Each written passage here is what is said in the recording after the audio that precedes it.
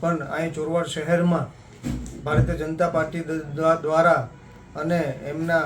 સંગઠન અને એમના હોદ્દેદાર દ્વારા જરાય એક પણ કામ કરવામાં નથી આવેલું અને જે બીજા કોઈ કામ કરતા હોય ત્યાં જઈ અને ફોટા પાડી અને ઇન્સ્ટાગ્રામ કે મીડિયામાં કે સોશિયલ મીડિયામાં મૂકવા માટે ટેવાયેલા કામ કરવા કરતાં વધારે ફોટા મૂકે અને એક પણ વસ્તુ કામ ન કરવાના કારણે તે તેમનાથી કંટાળી અને તેમને ભારતીય જનતા પાર્ટીને અલવિદા કહી અને કોંગ્રેસ પાર્ટીમાં જોડાણા અને કાયમી કોંગ્રેસ પાર્ટીના તમામ 4 લોકો સભ્ય બન્યા છે. અને જે ચોરવાડમાં અત્યાર સુધી જે 10 વર્ષથી અમારી પાસે જે પ્રમુખ તરીકેનું શાસન હતું અને કોંગ્રેસની કામગીરી અને વિચારધારા અને અમારી કામગીરી જોઈ અને એ અમારી સાથે જોડાણા છે. અને આજે એમને મોટી સંખ્યામાં 700 થી 800 મુખ્ય આગેવાનોની